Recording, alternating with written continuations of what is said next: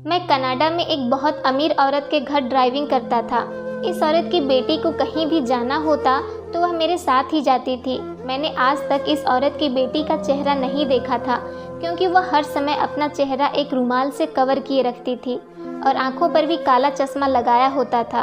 एक दिन मैं उसकी बेटी को बाजार लेकर गया तो वापसी पर वह मेरे साथ फ्रंट सीट पर बैठ गई। मुझे कुछ घबराहट सी होने लगी, क्योंकि ऐसा आज पहली बार हुआ था, वरना आज से पहले वह हमेशा पिछले वाले सीट पर ही बैठती थी। हैरत का झटका तो मुझे तब लगा जब उस लड़की ने चलती गाड़ी में मेरे हाथ पर अपना हाथ रख दिया।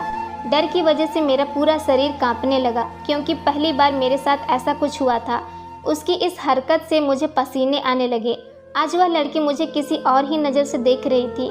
उसके देखने से मुझे खुद को शर्म महसूस हो रही थी। मैंने गाड़ी की स्पीड तेज कर दी और जल्दी से घर पहुंच गया। मैं अपने कमरे में बैठकर उस लड़की की आज की हरकत के बारे में सोच रहा था कि उस औरत ने मुझे अपने कमरे में बुला लिया और जो बात उसने मुझसे कही वह सुनकर तो मेरे होश उड़ गए। वह मुझसे कहने लगी कि तुम मेरी बेटी से शादी कर लो, इसके बदले मैं तुम्हें बहुत ज़्यादा दौलत दूंगी, और अगर तुमने मेरी बात नहीं मानी तो तुम पर झूठा इल्ज़ाम लगाकर तुम्हें पुलिस के हवाले कर दूंगी। मैं उस लड़की से शादी नहीं करना चाहता था, क्योंकि मैं हिंदुस्तान में किसी और लड़की को पसंद करता था, लेकिन अपनी गरीबी और इस औरत की धमकी से डरकर मैंने उसकी बेटी से शादी करने के लिए हाँ कर दी। उसने मुझसे यह भी कहा, अगर तुम चाहो तो 2-3 महीने बाद मेरी बेटी को डिवोर्स दे देना। बस यही सोचकर मैंने शादी कर ली, मगर शादी की रात उस लड़की ने मेरी हालत ही ख़राब कर दी।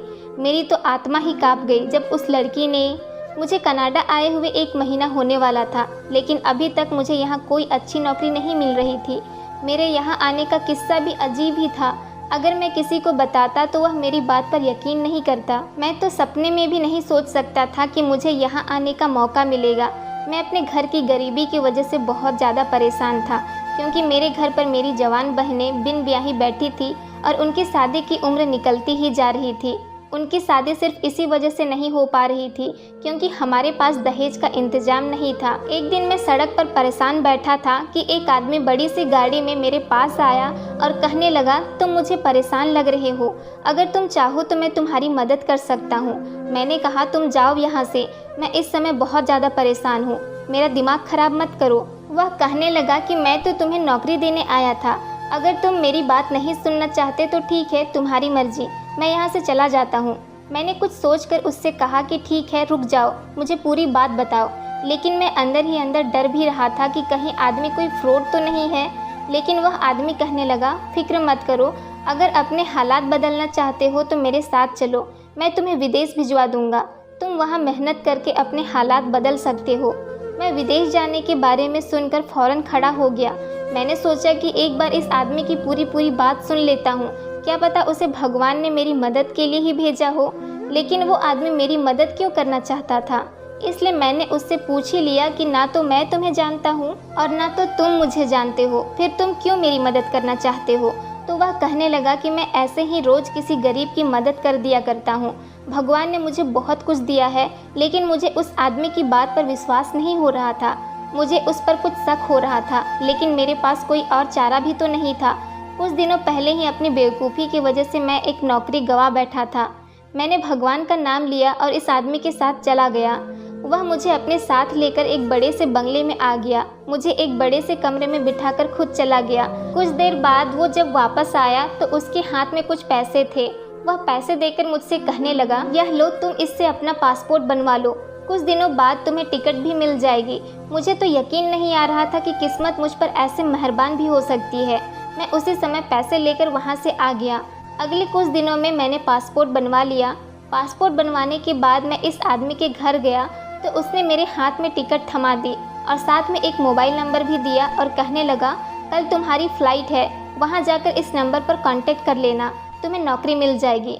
मैं अपने घर वालों को बताकर कनाडा के लिए आ गया, लेकिन एयरपोर्ट से निकलने के बाद जब मैंने वह नंबर अपनी जेब में देखा तो मुझे नहीं मिला।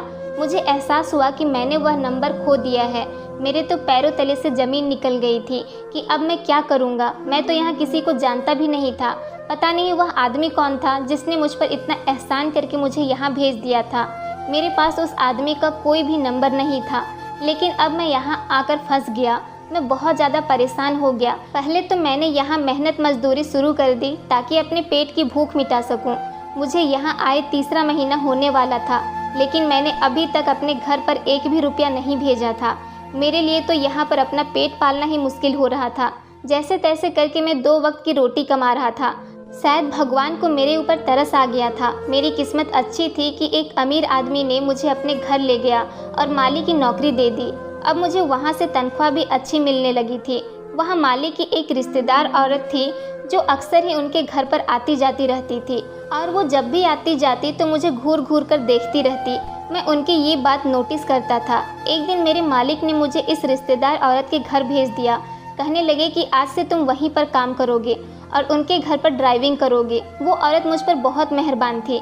मेरी तनख्वाह भी बहुत अच्छी थी और इस औरत ने मुझे रहने के लिए कमरा भी अच्छा दिया था। लेकिन यहाँ के बाकी नौकर सर्वेंट क्वार्टर में रहते थे, सिर्फ मुझे ही अलग कमरा दिया गया था। इस औरत की एक जवान बेटी थी।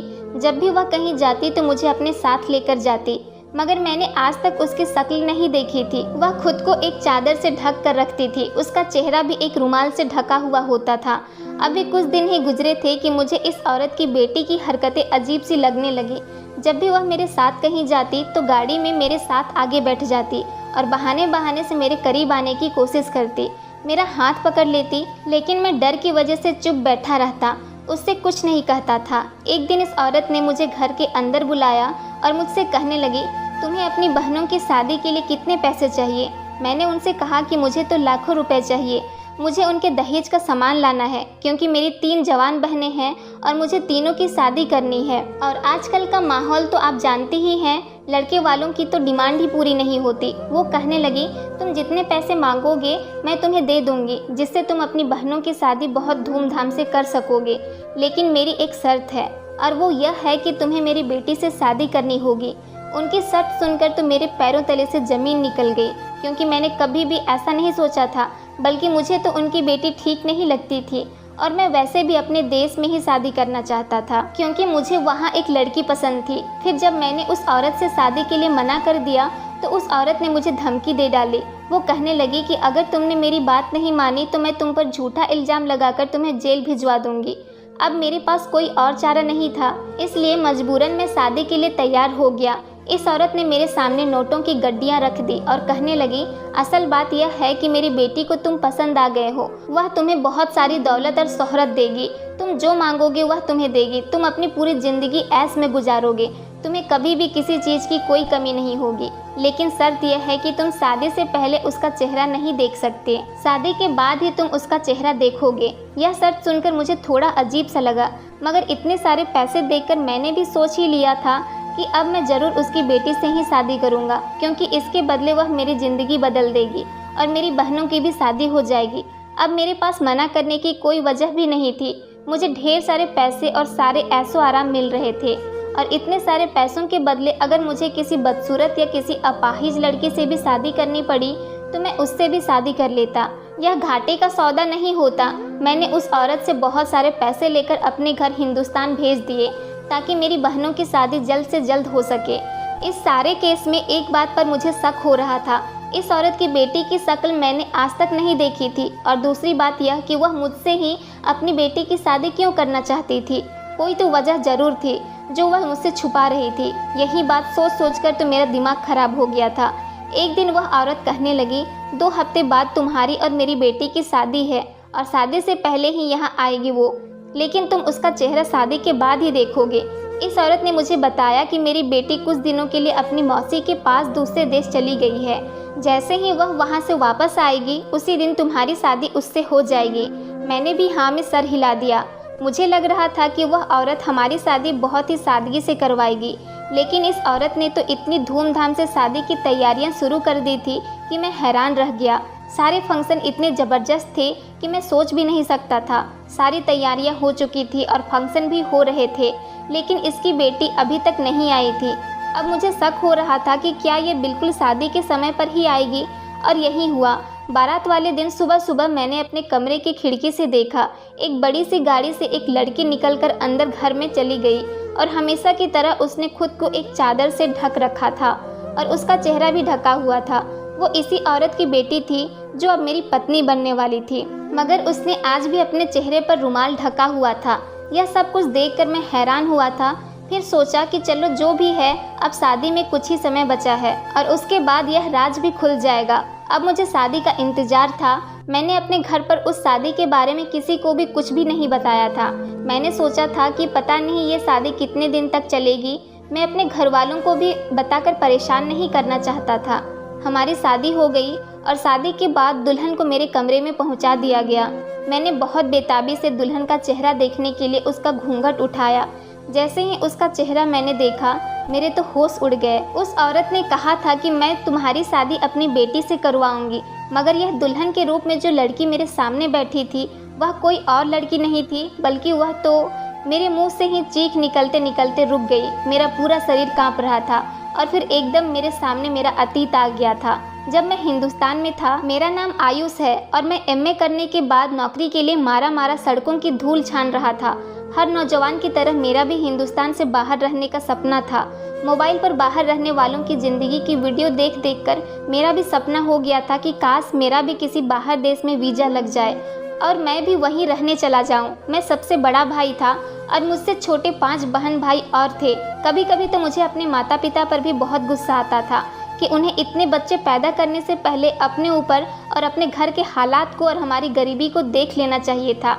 क्या था अगर वह कम बच्चे पैदा कर लेते, कम से कम मेरी ज़िंदगी तो आसान होती। घर का बड़ा बेटा होने के नाते मेरे कमज़ोर कंधों पर बहुत सारी जिम्मेदारियाँ थीं।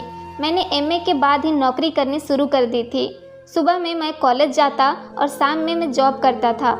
ऐसे ही मैंने अपनी पढ़ाई कंप्लीट कर ली और फिर नौकरी के लिए सड़कों की धूल छाननी शुरू कर दी। लेकिन आज के समय में नौकरी मिलना कोई आसान काम नहीं है। बड़ी मेहनत के बाद और बहुत मुश्किल से एक बड़े साहब के यहाँ ड्राइवर की जॉब मिल गई। सैलरी भी अच्छी खासी थी, इसलिए मैं खामोशी से काम करने लगा। सुबह 7 बजे से ही मैं अपनी नौकरी पर चला जाता था और साहब की बेटी को दफ्तर छोड़ने चला जाता। कभी दोपहर को 2 बजे तो कभी शाम को 5 बजे मैं मैडम को ऑफिस से वापस घर लाता। मुझे इसके अलावा और कोई काम नहीं था। बाकी समय में मैं फ्री ही रहता, क्योंकि मेरा काम सिर्फ साहब की बेटी को ऑफिस छोड़ने जाना और लेने जाना था। साहब की बेटी ने हमेशा अपना चेहरा कवर किया होता था। मैंने अभी तक उसका चेहरा नहीं देखा था और ना ही मुझे देखने की कोई ख्वाहिश थी, क्योंकि मैं वहाँ पर सिर्फ अपना काम करने जाता था और मैं नहीं चाहता था कि मेरी किसी हरकत की वजह से मैं इस नौकरी से निकाला जाऊँ, क्योंकि मेरे घर के हालात भी ऐसे नहीं थे कि मैं कुछ दिन भी घर बैठकर खा सकूँ। मेरे दोस्त मुझे समझाते थे, अपने मालिक की बेटी को अपने प्यार के जाल में फंसा लो, क्योंकि वह एक करोड़पति बाप की बेटी है और तुम भी कुछ कम स्मार्ट नहीं हो। अगर उसे एक बार तुम पसंद आ गए तो सारी ज़िंदगी तुम्हारी मौज में कटेगी। मैं उनकी इस बात के बारे में कभी कभी सोचता और मेरे दिल में ख्याल आता था कि मैं ऐसा ही करूं, क्योंकि अमीर होने का शॉर्टकट और बहुत ही आसान तरीका था। लेकिन मैं अपने डर की वजह से मालिक की बेटी के सामने नज़र तक नहीं उठा सकता था। इस लड़की ने भी कभी मुझसे बात करने की कोशिश नहीं की थी, बल्कि मुझे तो ऐसा लगता था कि वह शायद गूंगी है, क्योंकि इस 1 महीने के बीच में मैंने उसे बात करते हुए कभी भी नहीं सुना था। मेरे दोस्त मुझसे कहते थे कि तुम खुद ही बात करने की कोशिश कर लिया करो, क्या पता वह जवाब दे दे। एक दिन मैंने बहुत हिम्मत करके उससे बात करने की कोशिश की और पूछा, मैडम मुझे कल की छुट्टी चाहिए, कल मैं आपको छोड़ने और लेने नहीं आ पाऊँगा, मुझे कुछ ज़रूरी काम है। मैंने सोचा कि वह मुझसे कुछ तो कहेगी, पूछेगी कि क्यों छुट्टी करनी है, क्या वजह है या तुम्हें क्या काम है, लेकिन उसने तो मुझसे एक शब्द भी नहीं कहा और सिर्फ अपना सर हाँ में हिला दिया। मुझे खुद पर बहुत गुस्सा आया। मैंने सोचा कि क्यों मैं इस पत्थर दिल लड़की से अपना सर टकरा रहा हूँ। मुझे नहीं लगता कि ये किसी भी सूरत में मेरे जाल में फंसेगी। अगले दिन मैंने जानबूझकर छुट्टी कर ली, क्योंकि मैं मैडम से छुट्टी की बात कर चुका था। अब मेरे पास छुट्टी करने के अलावा कोई और चारा नहीं था। मैंने सोचा अगर छुट्टी करके अगले दिन जाऊंगा तो वह मुझसे ज़रूर पूछेगी, कल तुम्हें क्या काम था। लेकिन उसके पूछने से पहले ही उसके पिता ने मुझसे पूछ लिया कि कल तुम कहाँ गायब थे, आए क्यों नहीं। मैंने कहा, साहब जी आप कल घर पर नहीं थे, मैंने मैडम साहिबा को बता दिया था कि मुझे कुछ ज़रूरी काम है, इसी वजह से मैं कल नहीं आ सका। साहब ने कहा कि अच्छा ठीक है, मगर अगली बार छुट्टी लेनी हो तो मुझे ज़रूर बता कर जाना। मेरी बेटी से तुम्हें कुछ बात करने की ज़रूरत नहीं है, आगे से यह बात ध्यान रखना।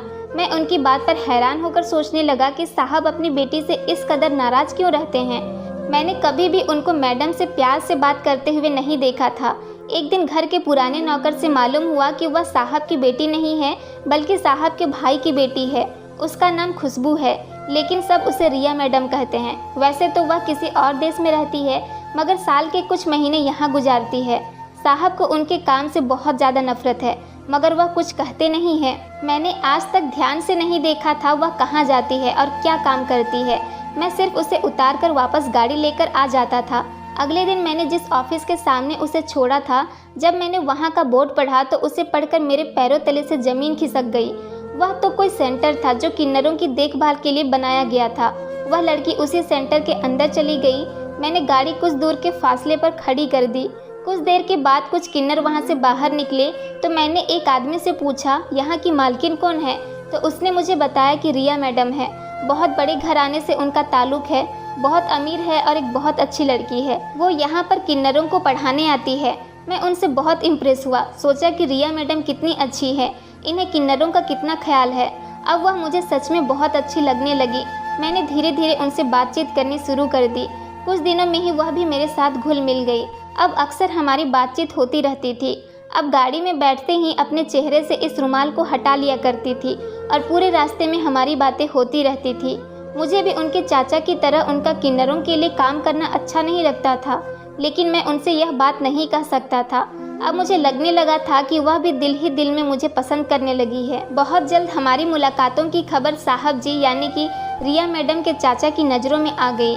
एक दिन उन्होंने मुझे अपने घर बुलाया और मुझसे कहने लगे, क्या तुम जानते हो रिया की असलियत क्या है? अगर तुम रिया की असलियत जान जाओगे तो तुम उल्टे कदम यहाँ से भाग जाओगे। उससे मिलना तो दूर, उसका चेहरा तक देखना पसंद नहीं करोगे। मैंने उनसे कहा कि ऐसी क्या सच्चाई है रिया मैडम की, मैं तो उससे शादी करना चाहता हूँ। मालिक मेरी बात सुनकर मुझे अजीब नज़रों से देखने लगे और कहने लगे कि वह कोई लड़की नहीं है बल्कि वह तो एक किन्नर है। वह ना कोई मर्द है ना ही कोई औरत, बल्कि वह तीसरी जाति से ताल्लुक़ रखती है, तो उससे कैसे शादी कर सकते हो? यह सुनकर तो जैसे मेरे सर पर आसमान टूट पड़ा था। मैं सोचने लगा कि मुझे रिया का उन लोगों से लगाव देखकर ही समझ जाना चाहिए था कि उसकी सच्चाई क्या है। जब भी वह उन लोगों के साथ होती थी तो यही लगता था कि वह भी इन्हीं लोगों का एक हिस्सा है, मगर मैंने कभी उस पर शक करने का सोचा भी नहीं था। इस आदमी ने मुझसे सच ही कहा था। मैं रिया की सच्चाई सुनकर उल्टे कदमों वहाँ से भाग गया। रिया से हर तरीके का रिश्ता नाता मैंने ख़त्म कर लिया था। अब मेरे उसके साथ कोई कांटेक्ट नहीं रहा था, क्योंकि उसने मेरे साथ इतना बड़ा धोखा किया था। उसकी सच्चाई जानने के बाद मैं उसकी शक्ल तक देखना नहीं चाहता था। मैंने वह नौकरी भी छोड़ दी थी, लेकिन वह नौकरी छोड़कर जगह जगह की ठोकरें खाई। बहुत कठिनाइयों के बाद मेरी किस्मत मुझ पर मेहरबान हुई और मैं कनाडा चला आया। लेकिन मुझे नहीं पता था कि यहाँ आने के बाद मेरी किस्मत में क्या लिखा है। अपनी शादी के लिए हाँ करते हुए मेरे दिमाग में दूर दूर तक भी रिया का ख्याल नहीं आया था, मगर जो सोचा नहीं था वही हो गया। इस समय मेरी दुल्हन के रूप में कोई और नहीं बल्कि रिया ही मेरे सामने मेरी दुल्हन बनकर बैठी थी। जितना हैरान मैं उसे देखकर हुआ था, उतना ही वह भी मुझे देखकर हैरान हो गई थी। मैंने अपना सर दोनों हाथों से थाम लिया। मैं तो यह सोच सोचकर पागल हो रहा था कि मैंने एक किन्नर से शादी कर ली है। मुझे तो चक्कर आने लगे थे, लेकिन अब मेरे पास कोई और रास्ता नहीं था। मैं मैडम से पैसे ले चुका था और अपने घर पर भी भेज चुका था, और उन्हीं पैसों से मेरी बहनों की शादी की तैयारियां भी चल रही थी। अगर मैंने मैडम से पैसा नहीं लिया होता तो मैं इसी समय वहाँ से भाग जाता।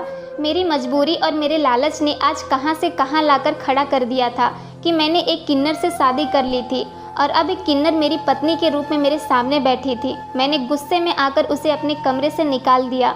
वो कुछ नहीं बोली और खड़ी हो गई और अपनी माँ के पास चली गई। जैसे ही वह कमरे से बाहर गई, मैंने उसी समय अंदर से दरवाज़ा लॉक कर लिया। मैं उसको अपने कमरे में 1 मिनट के लिए भी बर्दाश्त नहीं कर सकता था। पूरी रात मेरे जागते हुए गुजरी। जैसे ही सुबह हुई वो मेरे पास आई और मुझे धमकी देकर बोली, चुपचाप मेरी बेटी को अपना लो और फंक्शन के लिए तैयार हो जाओ, वरना तुम्हें पता है ना मैं तुम्हारे साथ क्या कर सकती हूँ। मैं तुम्हें जेल भिजवा दूंगी और तुम्हें अपनी बाकी की सारी ज़िंदगी वहीं काटनी पड़ेगी। सोचो तुम्हारे परिवार वालों का क्या होगा। अब मैं मजबूर होकर अपने परिवार वालों की खातिर उठकर खड़ा हुआ और फंक्शन के लिए तैयार हो गया, क्योंकि मैं जानता था कि इस औरत की पहुंच बहुत दूर दूर तक है। वह मेरे साथ कुछ भी कर सकती थी और मैं यहाँ किसी को जानता भी नहीं था। जब मैं बाहर गया और मैंने रिया को तैयार देखा तो वह कहीं से भी किन्नर नहीं लग रही थी। उसे देखकर कोई भी नहीं कह सकता था कि वह लड़की नहीं बल्कि एक किन्नर है। मैं बहुत उलझ कर रह गया था। फंक्शन खत्म होने के बाद रात को मैं कमरे से बाहर निकलकर लॉन में आ गया। तब मेरी सास मेरे पास आई और प्यार से मुझसे कहने लगी, तुम यहाँ बाहर क्यों खड़े हो? मैंने उसे बहुत गुस्से में कहा कि आपने मुझे धोखा दिया है। आपने मुझसे कहा था कि मेरी शादी आपकी बेटी से होगी, यानी एक लड़की से, लेकिन आपने मुझे धोखा दिया और मेरी शादी एक किन्नर से करवा दी। आपने मेरी मजबूरी का फ़ायदा उठाया। वह कहने लगी, तुम्हें किसी ने गलत खबर दी है। मेरी बेटी किन्नर नहीं है, बल्कि सच्चाई कुछ और ही है जो तुम नहीं जानते। मैंने गुस्से में कहा, मुझे कोई सच्चाई नहीं सुननी, बस आप मेरी जान छोड़ दें। इससे पहले मेरी सास मुझसे कुछ कहती, रिया कमरे से निकलकर आई और बोली, ठीक है, 2 महीने के बाद तुम मुझे डिवोर्स देकर वापस हिंदुस्तान जा सकते हो, और मेरी माँ ने तुम्हें जितने भी पैसे दिए हैं वह भी तुमसे वापस नहीं लिए जाएंगे। लेकिन मेरी एक और शर्त है। मैं रिया की बात सुनकर बहुत ज़्यादा खुश हो गया कि चलो 2 महीने के बाद ही सही, मेरी जान तो छूट जाएगी। इस 2 महीने के लिए उसके शर्त ये थी कि दूसरे लोगों के सामने मुझे एक अच्छा पति बनने का नाटक करना होगा, क्योंकि अभी हमारी शादी हुई थी और अब हमें रोज़ दावत पर जाना पड़ रहा था। मैं बहुत हैरान होता और सोचता रहता था, यहाँ कनाडा में क्या कोई भी रिया की असलियत नहीं जानता है कि वह क्या है? इन 2 महीनों के अंदर मैंने उस पर पूरी नज़र रखी, लेकिन मुझे कोई भी ऐसी वैसी बात पता नहीं चली। दिन के समय मुझे हर वक्त उसके साथ रहना पड़ता था, लेकिन रात होते ही मैं दूसरे कमरे में चला जाता और वो अपने कमरे में जाकर सो जाती। ऐसा ही करते करते 2 महीने पूरे हो गए। मैंने डिवोर्स के पेपर तैयार करवा लिए थे। मेरी सास मुझसे कहने लगी कि तुम एक बार फिर से सोच लो, अभी भी समय है, तुम सच्चाई नहीं जानते हो, वरना ऐसा ना हो कि जब तुम्हें सच मालूम हो तो तुम्हारे पास पछताने के अलावा और कोई चारा ना बचे और तुम हाथ मलते रह जाओ और अपने किए पर ज़िंदगी भर पछताते रहो। मैं समझ गया था कि वह मुझे रोकने के लिए ऐसे हथकंडे इस्तेमाल कर रही है। वह मुझे इमोशनली ब्लैकमेल करके अपनी बेटी के साथ ही रखना चाहती है।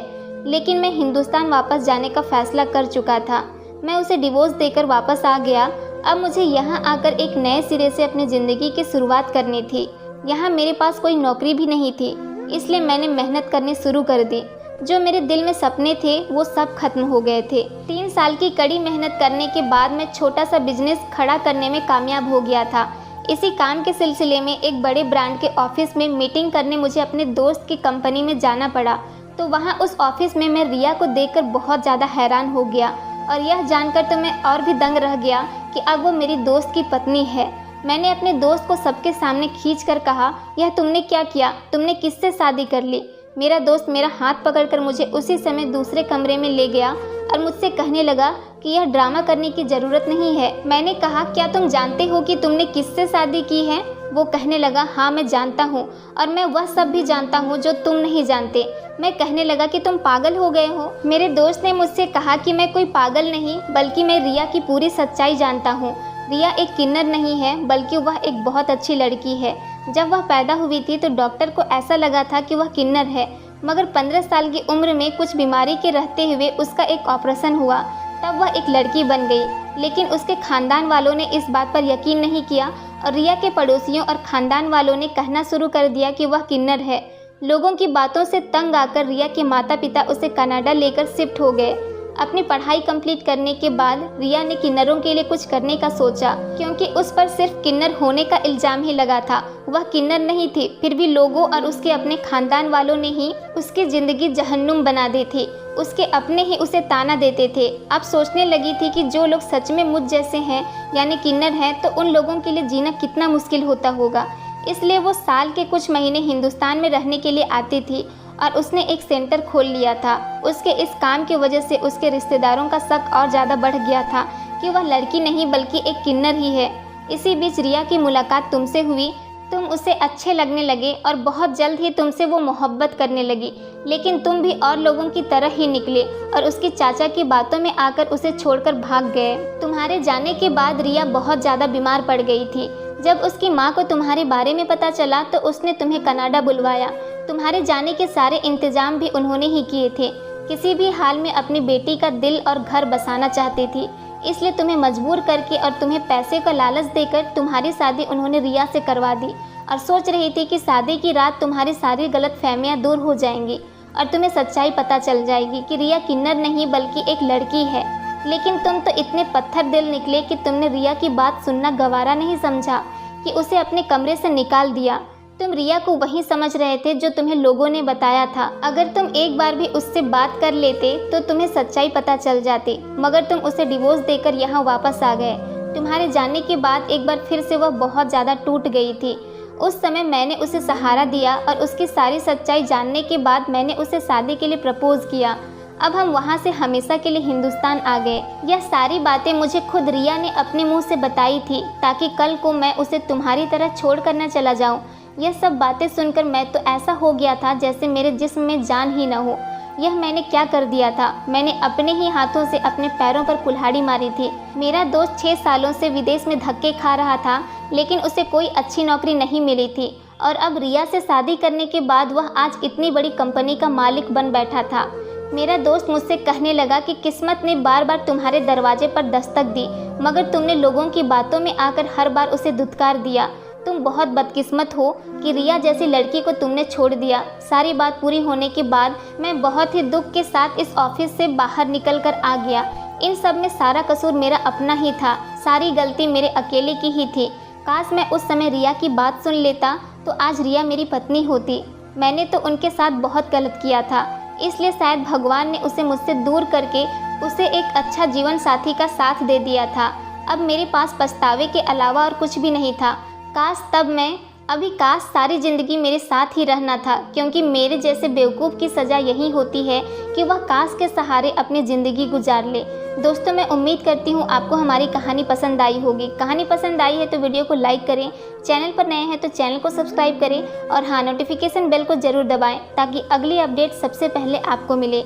धन्यवाद दोस्तों।